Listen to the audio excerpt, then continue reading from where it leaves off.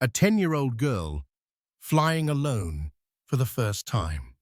A gate agent, pushed to her breaking point, makes a cruel, irreversible decision. A piece of luggage more precious than it seems is thrown away like garbage. But what that agent doesn't know is that every passenger deplaning is a potential witness. And the last man to step off the plane, the quiet man in the cheap tracksuit, whose heartbroken daughter is now sobbing at the gate, is not who he appears to be. He's the one man who can turn her life upside down with a single phone call, the CEO of the entire airline. The air in Terminal C of O'Hare International Airport was a thick soup of human anxiety. It smelled of stale coffee jet fuel and the faint, cloying scent of cheap cinnamon buns from a kiosk 3 gates down. For 10-year-old Amara Vance, however, it smelled like adventure. It was the scent of her first solo flight, a grand voyage from Chicago to visit her Nana Jean in sunny San Diego. She sat perched on one of the stiff, unforgiving plastic chairs, her small legs swinging, not quite reaching the speckled linoleum floor. Her heart beat a rhythm against her ribs that was a mix of nervous energy and pure, unadulterated excitement. Clutched in her hand was a boarding pass already slightly creased from being checked and rechecked a dozen times. But her most prized possession sat faithfully at her feet. It was a small, rolling suitcase, no bigger than what was required for a weekend trip. To an indifferent observer, it was old and worn. The original purple fabric was faded to a soft lavender in places, and its corners were scuffed from countless journeys it had taken with her mother. But to Amara, it was a masterpiece. Her mum, before she got sick, had started the tradition. For every place they visited, the St. Louis Arch, the Grand Canyon, even a small-town dairy farm in Wisconsin, they'd added a patch. A glittering silver arch, a sunset orange canyon, a cartoonish cow with a daisy in its mouth. After her mum passed away 2 years ago, Amara's father, Dominic, had continued the tradition. He'd brought her a patch of a cable car from a business trip to San Francisco and a bright red lobster from a conference in Boston. Amara had added her own artistic flair with fabric markers drawing swirling galaxies and tiny smiling stars in the spaces between the patches. The suitcase wasn't just luggage, it was a scrapbook of her life, a tangible map of her happiest memories and the last best piece of her mother she had left. Inside, nestled between her pajamas and a new book, was a small, insulated pouch containing the special medicinal tea her father had packed for Nana Jean, a custom blend meant to help with her arthritis. She was so lost in tracing the outline of a sequined dolphin patch that she didn't immediately notice the woman who had taken up her post behind the gate counter. The woman's name was Brenda Mulroney. Brenda was 48 years old, and she felt every single one of those years in the dull ache of her lower back and the tight, persistent throb behind her eyes. 22 years she had given to Stratos Airlines, starting as a fresh-faced, optimistic check-in agent and slowly hardening into this current version of herself, a senior gate agent whose seniority felt more like a life sentence than an accomplishment. Her morning had been a cascade of minor disasters. Her car wouldn't start, forcing her to pay a small fortune for a rush-hour rideshare. She'd spilled coffee on her freshly laundered uniform blouse, leaving a faint brown stain she tried to hide with her lanyard. And now she was managing Gate C42, the perpetually delayed 11:15 a.m. flight to San Diego, which was overbooked by 12 passengers. 12 people she would have to placate, reroute, and absorb the venom from all for a pittance of a paycheck that barely covered her mortgage, since her husband had been laid off from his construction job 6 months ago. Resentment was a hot, familiar bile in Brenda's throat. She looked out at the sea of faces waiting in the boarding area, and she didn't see people. She saw problems. She saw entitled vacationers in their resort where oblivious business travelers barking into their phones and crying babies whose parents made no effort to quiet them. Her gaze, sharp and critical, swept the room, cataloguing, judging. And then it landed on Amara. It wasn't just the girl, it was the whole package. The brightly colored beat-up suitcase stood out like a sore thumb against the sleek, anonymous black carry-ons of the other passengers. It looked cheap. It looked messy. To Brenda's jaded eyes, it looked like a problem waiting to happen.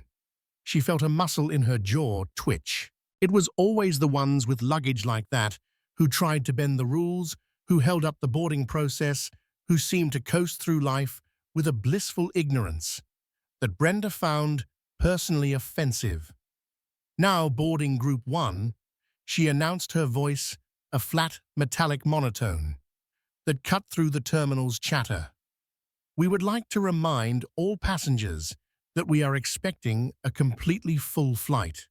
We will be strictly enforcing our carry-on baggage policy. One personal item and one carry-on bag only. All other items will be required to be checked at the gate.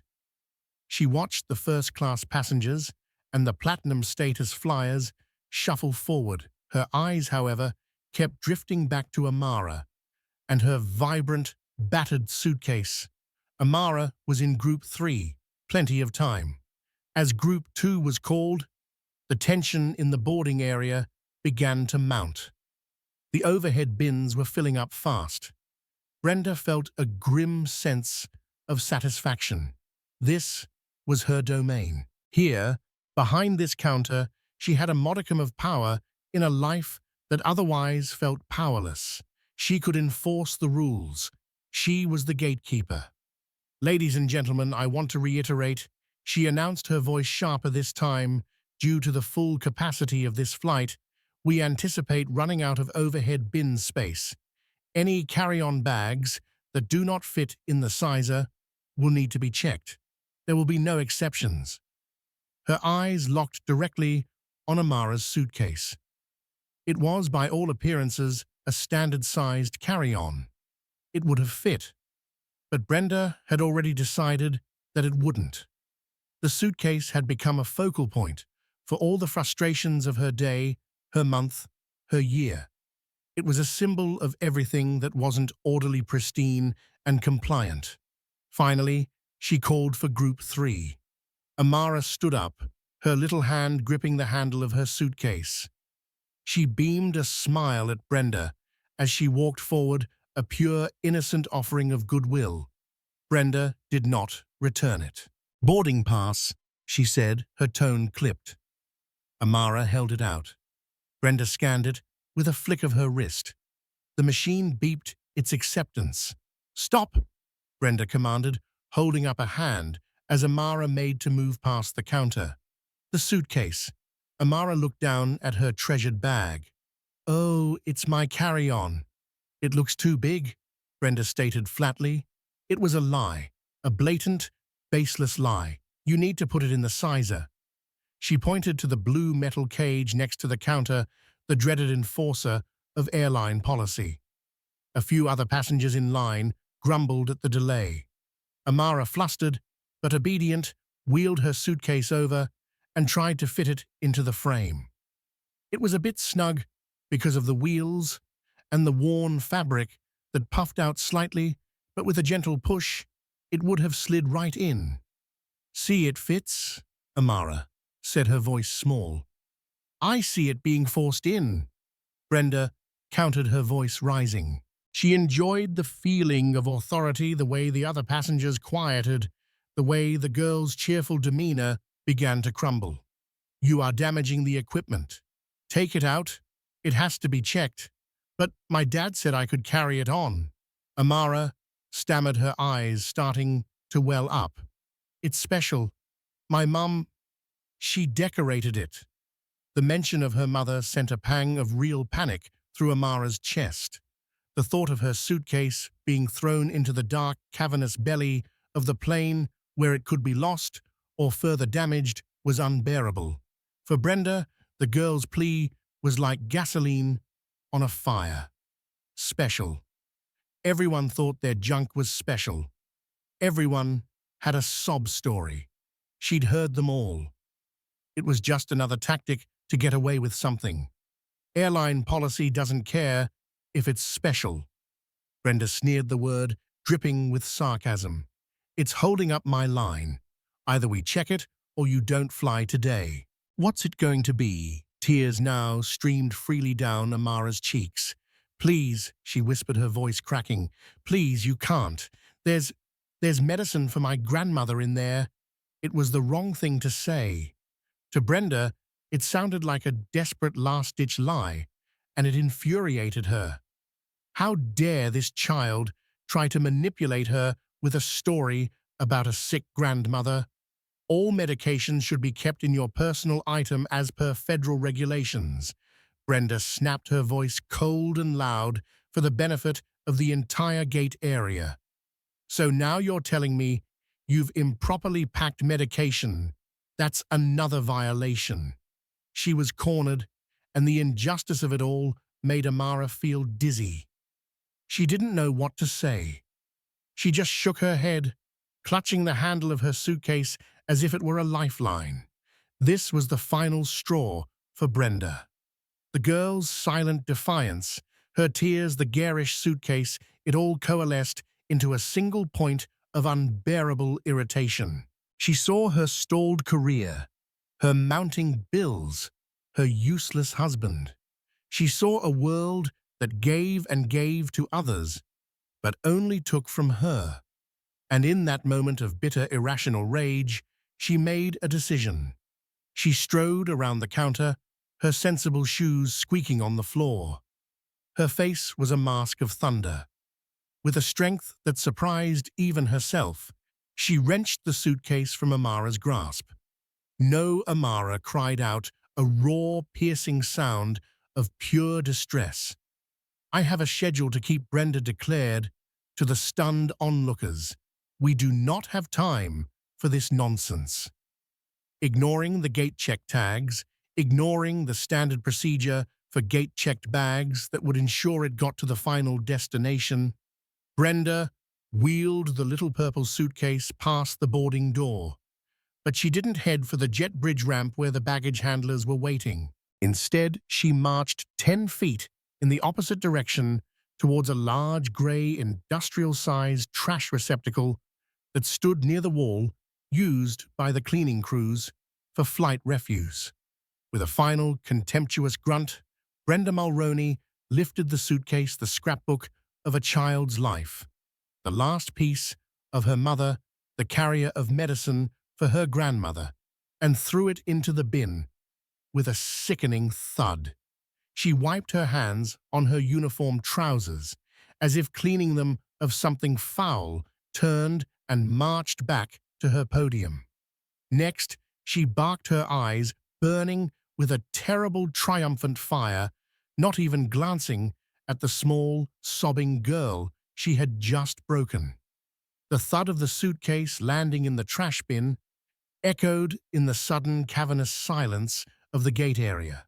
For a moment, the collective noise of Terminal C seemed to hold its breath. The hum of the fluorescent lights, the distant rumble of a taxiing plane, the tinny boarding announcements from other gates, it all faded away, leaving only the sound of Amara's ragged, heartbroken sobs. She stood, frozen, her small body trembling. It was as if Brenda had thrown a part of her, a living, breathing piece of her history, into that bin. The smiling stars, the silver arch, her mother's last creative touches, all of it gone, swallowed by a dark gray plastic maw filled with discarded coffee cups and crumpled newspapers. The world narrowed to that single, horrific image. The passengers in line shuffled their feet, a ripple of discomfort passing through the crowd. Most avoided eye contact. They were eager to get on the plane to escape the awkward, ugly scene. A man in a business suit sighed impatiently and checked his watch. A woman with a baby rocked her child a little faster, pulling her attention inward. It was easier to look away to pretend they hadn't seen what they'd just seen. An act of casual cruelty is a difficult thing to witness. It makes you complicit in your silence. But not everyone looked away. A few rows back, sitting by the window, was a young man named Liam. He was a journalism student at Northwestern, flying to San Diego to spend the summer with his sister. He had his phone in his hand, idly scrolling through social media, when the raised voices from the gate agent had caught his attention. He'd watched the entire exchange, his initial annoyance at the delay curdling into disbelief. He saw the agent's escalating anger, the little girl's tears, and the blatant lie about the suitcase not fitting. When Brenda snatched the bag, a journalistic instinct kicked in. He lifted his phone, almost without thinking, and hit record. His thumb was steady as he zoomed in, slightly capturing the whole terrible sequence: Brenda's march to the bin, the toss, the callous turn, and walk away. He caught the look of absolute devastation on Amara's face, a look no child should ever have to wear. He kept recording, panning slowly across the faces of the other passengers, documenting their averted gazes and quiet shock. This was more than just bad customer service. This was a story. This was an abuse of power. Amara, oblivious to her digital witness, finally stumbled over to one of the chairs, curling into a small ball of misery. A flight attendant from the crew, a kind-faced woman named Maria, had seen the commotion from the jet bridge door and hurried over. "Honey, what's wrong? What happened?" Maria asked, her voice soft, as she knelt beside the crying child. She threw it away," Amara choked out, pointing a trembling finger towards the trash can. "My suitcase. She threw my mum's suitcase in the garbage." Maria's eyes widened. She looked from the sobbing girl to the bin, then to Brenda, who was now glaring at her, daring her to interfere. Maria was crew, not ground staff. Technically, this was Brenda's territory, but a line had been crossed. "You threw her bag in the trash?" Maria asked, standing up, her voice laced with incredulity. It was non-compliant, and the passenger was holding up the boarding process. Brenda recited her tone, defensive and robotic. Furthermore, she claimed it contained undeclared medication, a security violation. "She's a child," Maria shot back, her professional calm cracking. "You don't throw a child's belongings in the garbage. What is wrong with you?"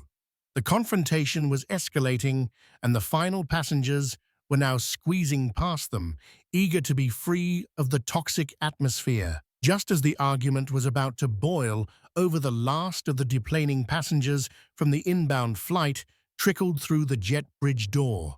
Among them was a man who looked utterly deliberately unremarkable. He wore a simple grey tracksuit, the kind you'd buy from a department store, and a faded baseball cap pulled low over his brow. He looked like a dad, maybe a coach, someone you wouldn't look at twice. He carried no briefcase, only a worn backpack slung over one shoulder. His face was etched with the weariness of travel. This was Mr. Johnson, or as he was known in the boardrooms of the Stratus Airlines corporate tower, Dominic Vance, the chief executive officer. For the past 3 months, Dominic had been flying incognito on his own airline. He called it the Frontline Initiative. He'd become increasingly disturbed by the disconnect between the glowing reports from his executive team and the rising tide of customer complaints he saw online. He wanted to see the truth for himself, unfiltered. He wanted to experience Stratos Airlines not as a CEO, but as a regular passenger. He'd flown coach, eaten the standard meals, and endured the delays, all while observing his crews, his pilots, and his ground staff. Today was his final trip, the culmination of his secret audit. He'd just spent 5 hours flying in from San Francisco, crammed in a middle seat in row 28. The first thing he saw when he stepped into the terminal was his daughter. His heart seized in his chest. He saw her huddled in the chair, her small shoulders shaking.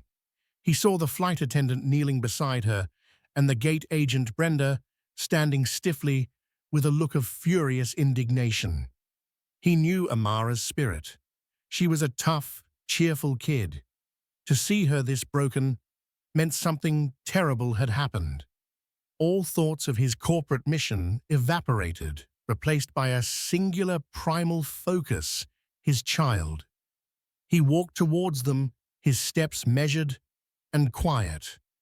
The weariness on his face was replaced by a sharp, focused calm that was far more intimidating than any overt display of anger. "Amara, what's going on, sweetheart?" he asked, his voice low and gentle. Amara's head shot up. "Daddy," she cried, a wave of relief and renewed sorrow washing over her. She launched herself into his arms, burying her face in his tracksuit. She threw it away, my suitcase.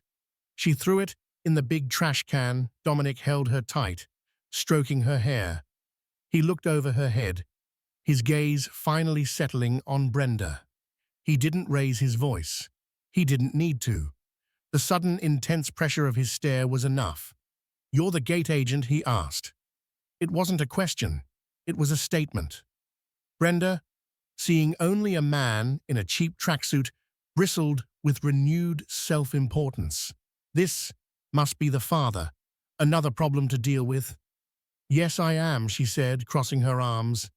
"And this child was holding up my entire boarding process with a non-compliant bag and then tried to lie about having medication in it to get her way." Dominic absorbed the information, his expression unreadable. He looked at Maria, the flight attendant, who gave him a look that was a mixture of apology and confirmation. He looked at the trash can, then back at Brenda. "So you're telling me," Dominic said, his voice still unnervingly quiet, "that your solution to a baggage dispute with a 10-year-old unaccompanied minor was to take her property and throw it in a garbage bin. I followed procedure for a non-compliant item that was delaying departure."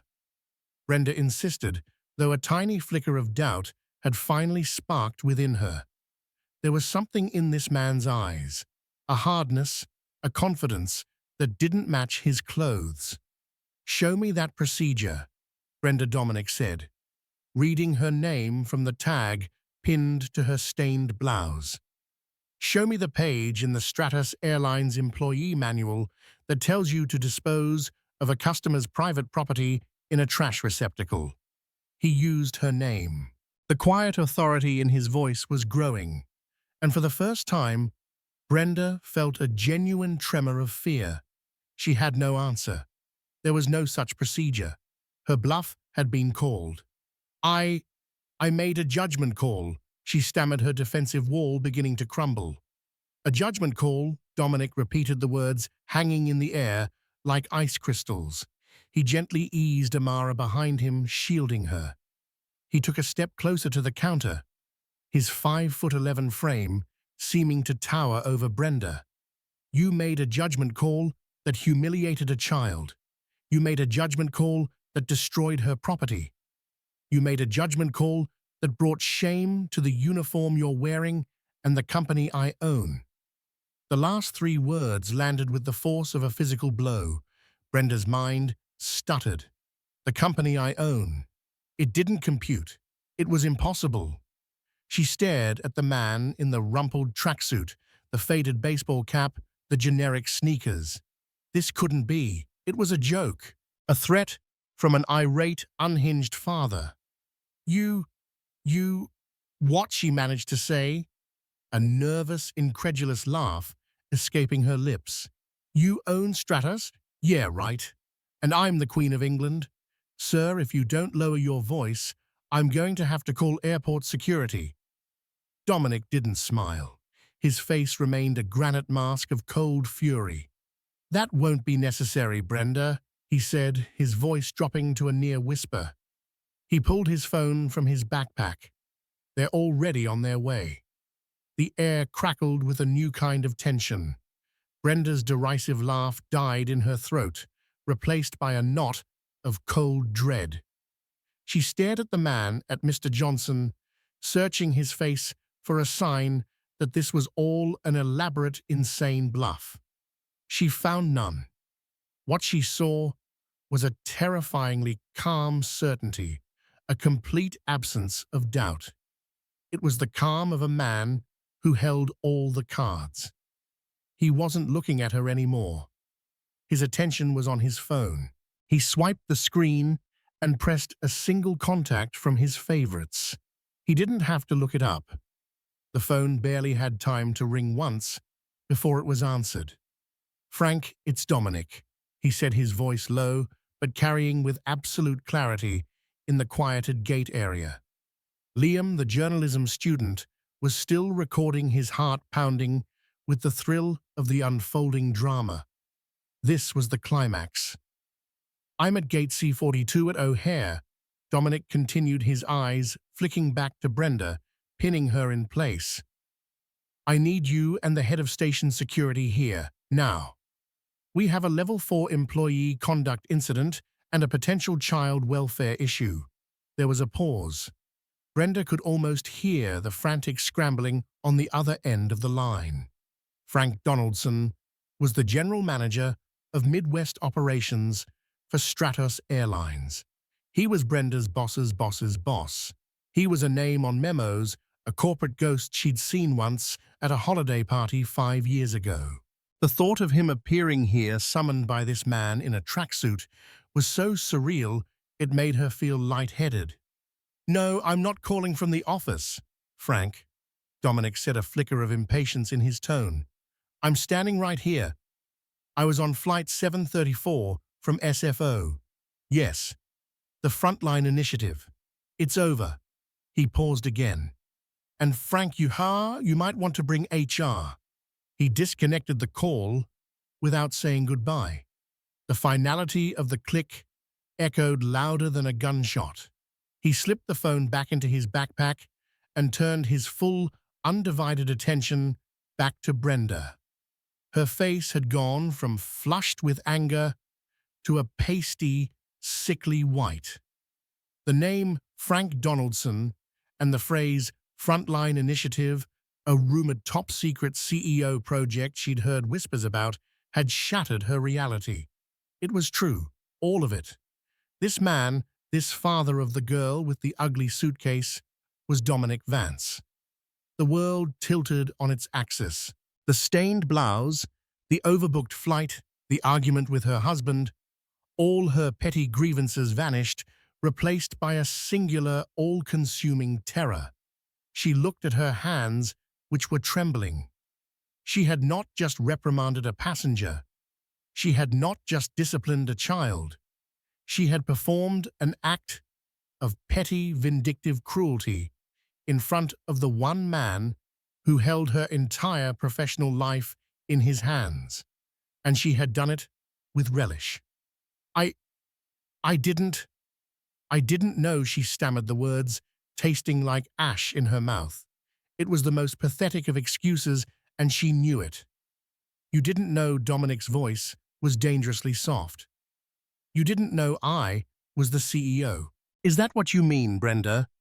So the question is, does a child have to be the daughter of a CEO to be treated with basic human decency at Stratos Airlines? Is that our company policy?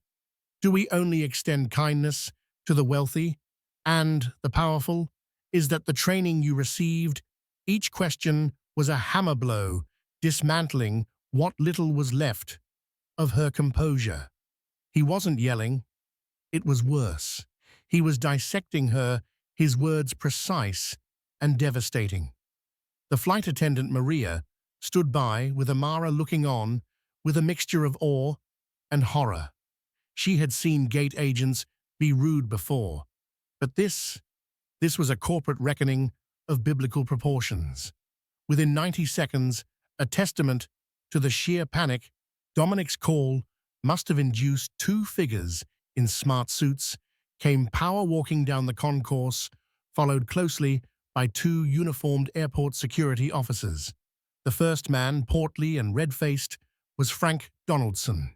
He was sweating profusely, his eyes wide with panic, as he scanned the scene.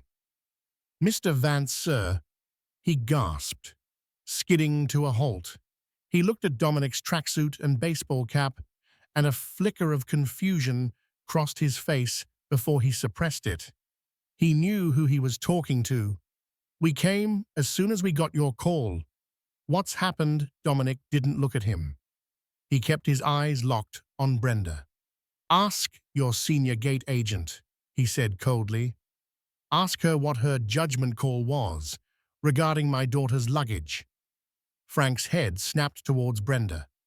The color drained from his face as he finally processed the full picture, the crying child, the formidable presence of his CEO, and Brenda's terrified expression. "Brenda," Frank asked, his voice a strangled whisper. "What did you do?" Brenda opened her mouth, but no sound came out. She could only point a trembling finger toward the gray trash receptacle. Frank Donaldson looked at the bin, then back at Brenda. His face, which had been a mask of panic, hardened into one of fury. He understood, instantly.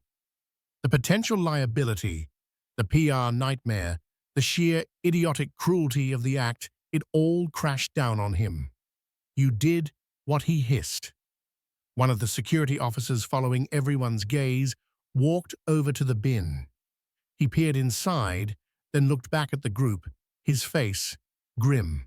"Sir, there's a child's suitcase in here." Dominic finally broke his stare from Brenda and knelt to face his daughter. "Sweetheart, it's okay now. We're going to get your suitcase back, I promise." He murmured, his voice once again, gentle and paternal. He turned to the security officer. "Please retrieve it." "Carefully." The officer nodded, donned a pair of gloves from his belt pouch, and carefully lifted the small, vibrant suitcase from the bin. He placed it on the floor. It was smudged with dirt and had a smear of what looked like ketchup near one of the wheels. But it was intact. The sight of it, rescued from the garbage, caused a fresh wave of sobs to rack Amara's body. Dominic stood up, his face hardening once more, as he turned to his shell-shocked executive. "Frank, have Ms. Mulroney's credentials and access revoked immediately. She is to be escorted from the airport. She is suspended effective this second, pending a full and thorough investigation." "Of course, Mr. Vance." "Right away," Frank stammered, nodding vigorously. He gestured to the second security officer, who stepped forward. Brenda looked at Dominic, her eyes pleading. The full weight of her future, or lack thereof, was crashing down on her. "Mr. Vance, please," she begged, her voice cracking. "I have a mortgage. My husband, he's not working. I was just having a bad day. I made a mistake." It was perhaps the only true thing she had said, but it was far too late. Dominic looked at her one last time, not with anger anymore, but with a kind of weary disgust. "A bad day?" he repeated, his voice devoid of emotion. "My 10-year-old daughter was flying alone for the first time. You turned her adventure into a trauma. You took a memory of her dead mother and threw it in the garbage because you were having a bad day. A mistake is forgetting to put sugar in someone's coffee. This was a choice, a cruel choice. And now, you'll have to live with the consequences." He turned his back on her, a final damning dismissal. He had no more words for her. The security officer gently touched Brenda's arm. "Ma'am, you need to come with us." The fight went out of her completely. Her shoulders slumped in utter defeat.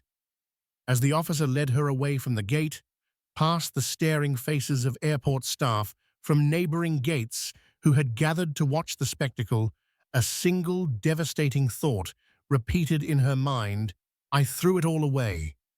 Not just the suitcase, everything. Her job, her security, her future, all tossed into the trash with a single angry gesture. She didn't even look back. Dominic watched her go, his jaw tight. Then he knelt, pulling a handkerchief from his pocket and gently wiping the smudge of ketchup from Amara's suitcase. His mission, the Frontline Initiative, had been about finding problems in his company. He had never in his wildest nightmares imagined the problem would be waiting for him at the gate, wearing the face of his own daughter's pain. The audit was indeed over. The real work was just beginning. The immediate fallout at Gate C42 was swift and clinical. Frank Donaldson, desperate to regain some semblance of control and favor in the eyes of his CEO, orchestrated the cleanup with the frantic energy of a man trying to plug a hole in a sinking ship. Another agent was called to take over the gate. The flight to San Diego was finally closed out, and Maria, the compassionate flight attendant, personally escorted Amara and Dominic onto the plane, finding them 2 empty seats together in the premium cabin. The company is so sorry for what your daughter experienced, Mr. Vance, Maria said quietly as she offered them bottles of water. Some of us, we still believe in taking care of our passengers. Dominic gave her a tired but grateful smile. Thank you, Maria. I saw what you did. You showed her kindness when your colleague wouldn't. That's what this company is supposed to be about. He made a mental note of her name. In the coming storm, he would need to remember the people who were lights in the darkness. As the plane finally pushed back from the gate, Dominic's phone began to vibrate incessantly. It was a cascade of texts and emails from his executive team who were just getting the news from a panicked Frank Donaldson. The corporate hornet's nest had been kicked, but for the duration of the flight, Dominic ignored them. He put his phone on airplane mode, turned to his daughter, and dedicated himself to being just a father. He helped her clean the rest of her suitcase with sanitary wipes. They talked about Nana Jean and the fun they would have in San Diego. He listened as she recounted this time, with less fear and more indignation, exactly what Brenda had said and done. He held her hand during takeoff, validation and comfort flowing from his touch. But beneath the paternal calm, his mind was a whirlwind. He wasn't just a father comforting his child.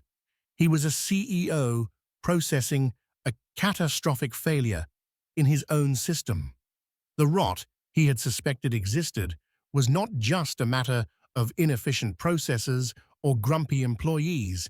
It was a deep, malignant culture of cruelty that could allow an employee like Brenda Mulroney to flourish, or at least to survive, for 22 years. While they were in the air, the digital bomb detonated.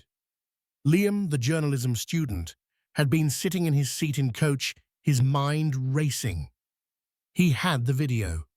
It was explosive. It showed everything: the argument, the tears, the toss into the trash bin, and even the dramatic arrival of the suited executives. He knew the ethical tightrope of posting such a video, but the sheer injustice of what he'd witnessed overrode any hesitation. This wasn't just about getting clicks. It was about holding someone accountable. He typed up a brief, factual description of the events, tagged Stratos Airlines, and posted the 2-minute clip to Twitter. It took 17 minutes to go viral. The video was raw, visceral, and undeniable. The image of the powerful uniformed adult snatching a suitcase from a small child and discarding it was profoundly disturbing.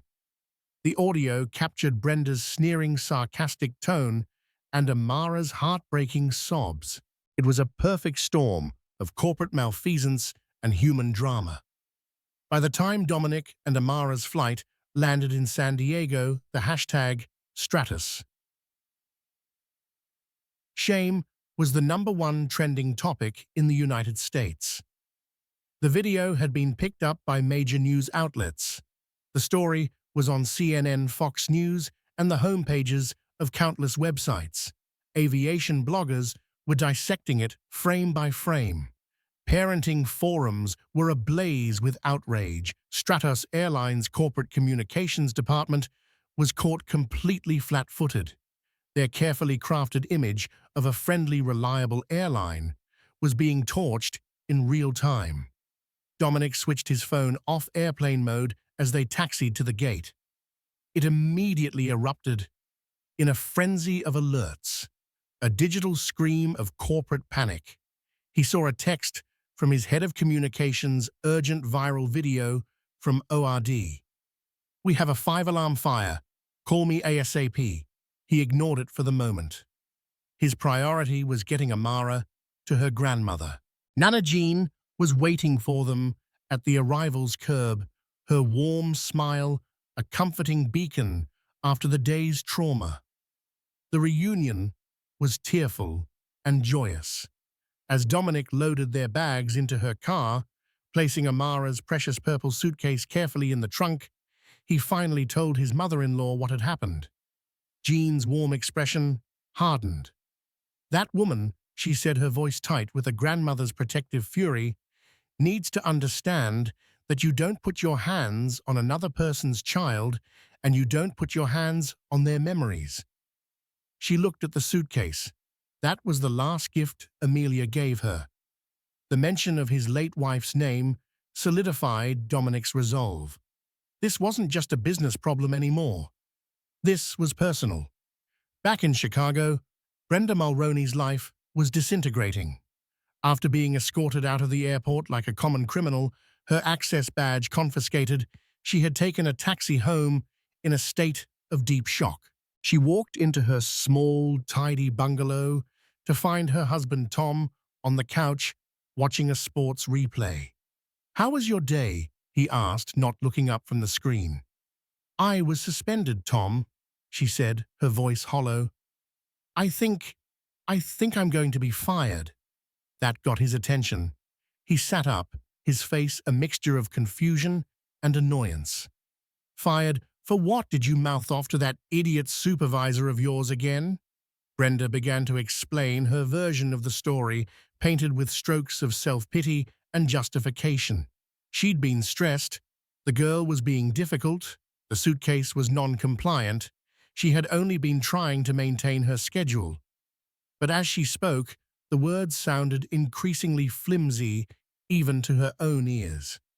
In the middle of her rambling explanation, Tom's phone buzzed on the coffee table. It was a notification from a news app. The headline read, "Airlines in crisis gate, agent caught on video throwing child's luggage in trash." Tom tapped the link. His eyes widened as he watched the shaky phone footage. He saw the gate, the passengers. He saw his wife. He heard her voice dripping with a venom he knew all too well, but had never seen directed at a child with such devastating effect. He saw her throw the suitcase away. He saw the little girl collapse into sobs. He looked up from the phone, his face pale. He looked at his wife, not with sympathy, but with a dawning horror and disgust. "Brenda," he whispered, "what did you do?" The unraveling was just beginning. At Stratos Tower, an emergency board meeting was underway. The investigation Dominic had ordered was already bearing fruit, and what it revealed was damning. A search of Brenda Mulroney's employee file uncovered a pattern of behavior that stretched back years. There were over a dozen passenger complaints filed against her, all citing her rude, aggressive, and condescending behavior. 3 of them were from families with children. Worse still, her direct supervisor, a man named Gary, had dismissed every single one of them.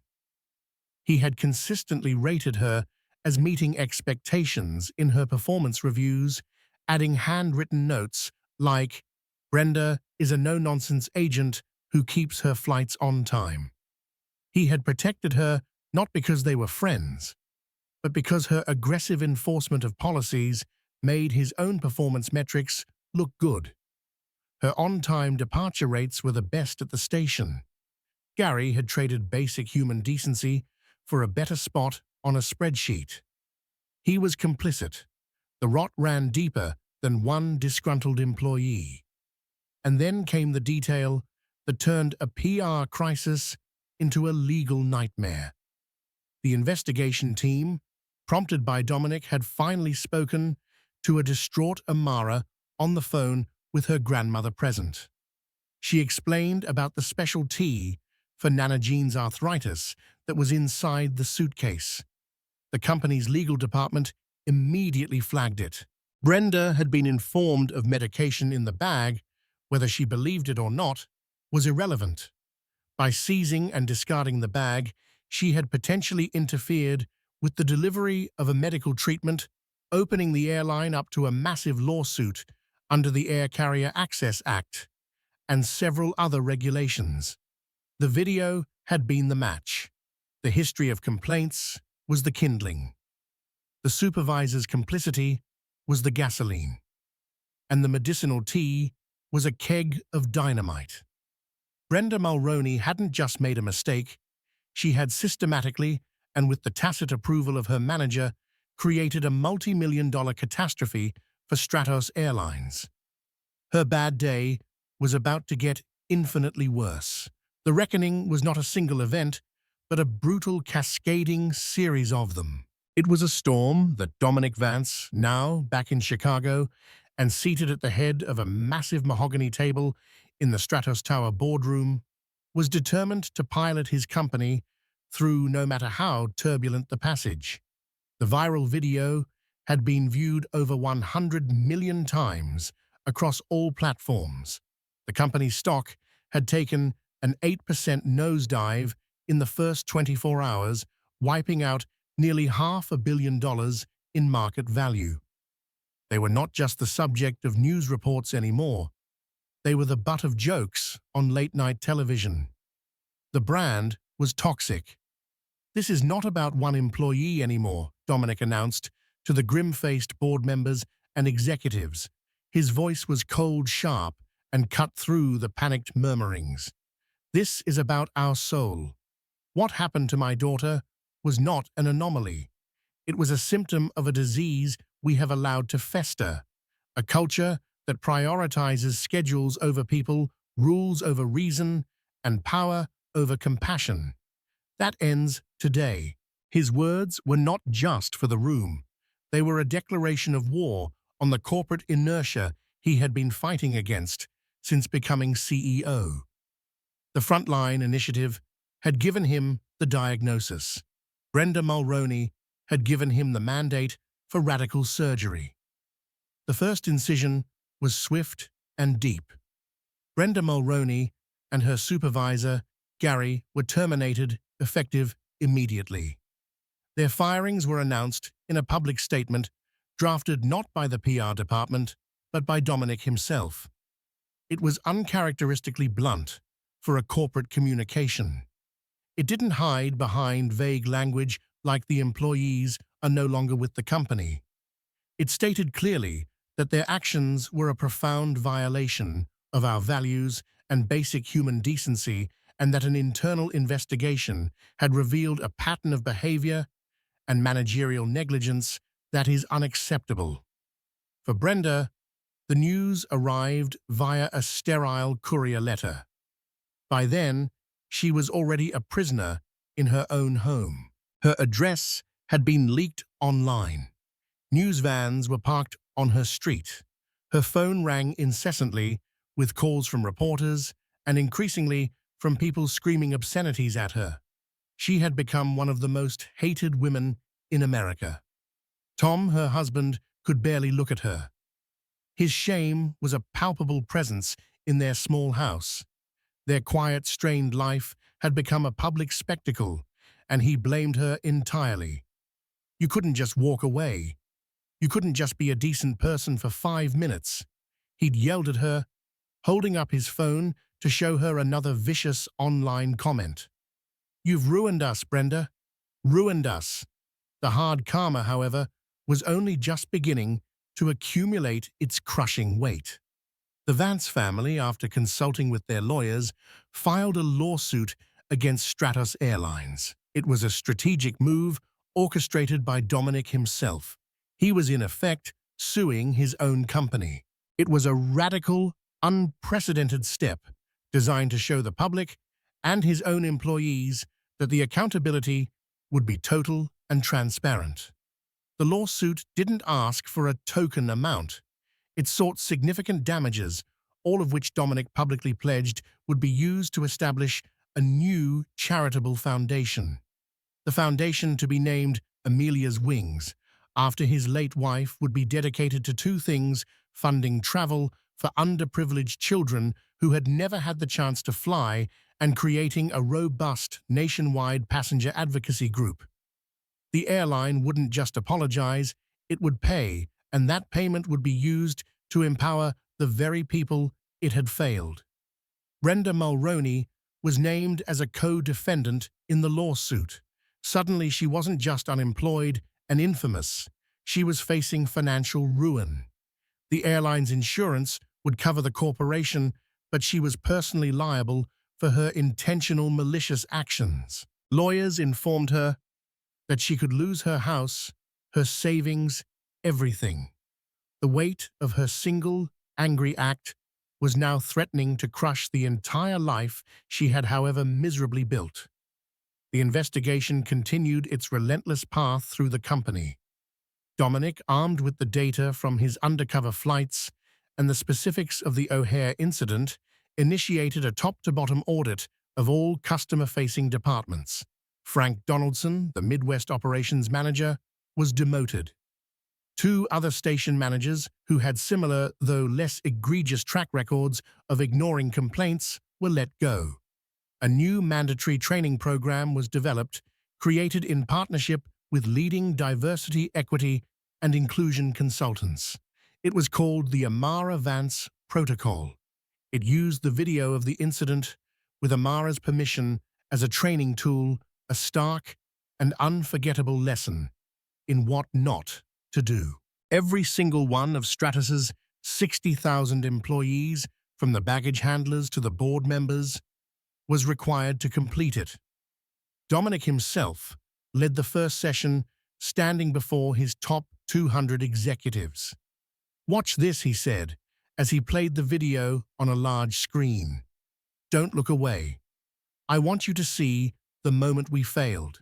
I want you to see the face of a scared child and the face of an employee who thought her power was more important than her humanity. This is our moment of shame. What we do now will define our moment of recovery." Meanwhile, the personal toll of the incident continued to ripple through the Vance family. Amara had nightmares for weeks. She became withdrawn and scared of crowded places. The joy she had once associated with travel was now tainted with fear and anxiety. Dominic, racked with guilt for having put her in that situation, even for a noble purpose, dedicated himself to her healing. They started therapy together. He spent hours with her talking, drawing, and patiently rebuilding her sense of security. One evening, about a month after the incident, Amara was looking at her purple suitcase, which now sat in a place of honor in her bedroom. The dirt had been cleaned off, but a small scratch from the inside of the bin remained. "Daddy," she asked quietly, "was that lady just a bad person?" Dominic sat on the edge of her bed, choosing his words carefully. He knew this was a crucial moment. "What she did was a bad thing, a very bad thing," he said. "I think she was probably a very unhappy person, sweetheart. And she let her unhappiness turn into meanness. She forgot that being kind is a choice we get to make every single day, no matter how we're feeling. And she made the wrong choice. A terrible choice." He paused, looking at his thoughtful daughter. "But you know what? we get to make choices too. We can let what she did make us scared and angry, or we can use it to try and make things better for other people. That's what Amelia's Wings is about. It's about taking the worst day and turning it into something good. Amara traced the outline of the smiling star she had drawn next to her mother's Grand Canyon patch. So other kids don't have to cry at the airport. Exactly, Dominic said, his heart swelling with pride. So other kids only feel the way you did at the beginning of the day, excited for an adventure.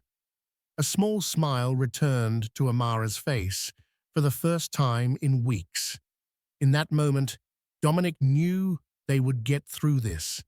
The reckoning was painful, expensive, and exhausting, but it was also cleansing. It was forcing a rebirth not just for his company, but for his family as well. The hard karma that had befallen Brenda Mulroney was not an end in itself. It was the catalyst for a new beginning. 6 months later, the name Stratos Airlines no longer just evoked the memory of a viral video. It was now linked with the Passenger's Bill of Rights, a revolutionary set of policies Dominic Vance had implemented.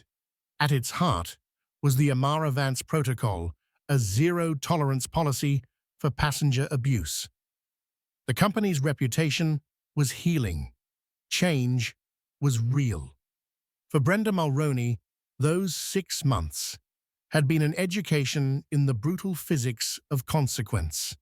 Fired and publicly shamed, she became a pariah.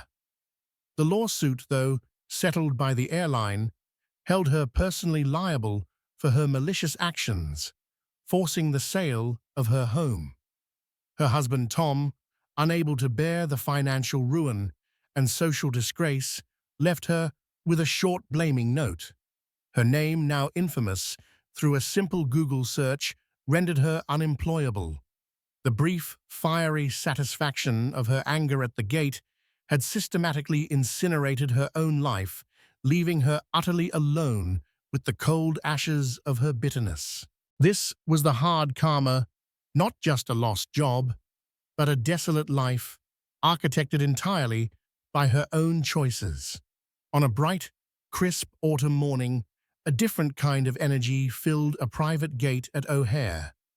There was no anxiety, only the joyous chatter of 50 children in bright blue t-shirts. They were the inaugural flight of the Amelia's Wings Foundation, an organization born from the lawsuit's settlement, ready for their first ever flight, an all-expenses-paid trip to Washington, D.C. Dominic Vance watched as his daughter Amara moved through the crowd. Now 11, she wore the title of Youth Ambassador with a quiet confidence. The fear that had once haunted her had been replaced by a mature empathy. She comforted a nervous young boy, her voice gentle. "It's okay to be a little scared," she told him, "but I promise it's mostly fun. It feels like you're a superhero flying up into the clouds."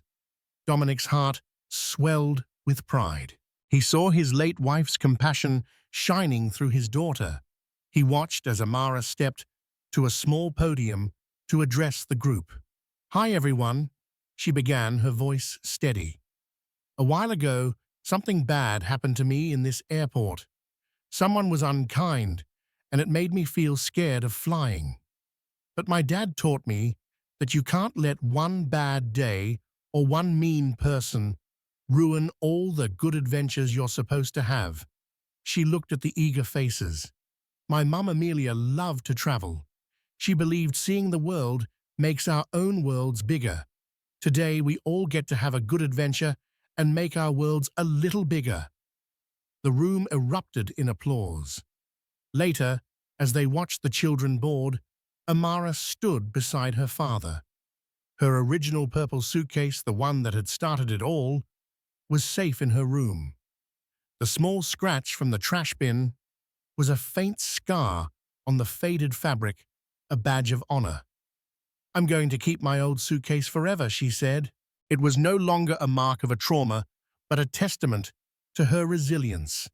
a symbol of a terrible day that had against all odds given birth to so many better ones. Dominic squeezed her shoulder. I think that's a great idea. He watched the plane filled with a new generation of travelers push back from the gate. It was a different kind of flight, powered not by jet fuel, but by hope. It was a quiet, soaring triumph, rising from the ashes of one woman's cruelty and a father's unwavering love. That single moment of cruelty could have ended in tears and a forgotten complaint. Instead, it ignited a revolution. It showed us that one person's voice, amplified by a father's love and a commitment to justice, can move mountains and transform a corporate giant. The story of Amara and Dominic Vance isn't just about revenge, it's about rebuilding. It's a powerful reminder that true accountability isn't just about punishing the guilty, but about creating a world where such injustices are far less likely to happen. It proves that even from the ugliest of moments, something beautiful and strong can take flight. What did you think of Brenda's hard karma? Was it deserved? Let us know in the comments below. If this story moved you, please hit that like button, share it with someone who needs to see it, and don't forget to subscribe for more true life drama that will leave you thinking. Thank you for listening.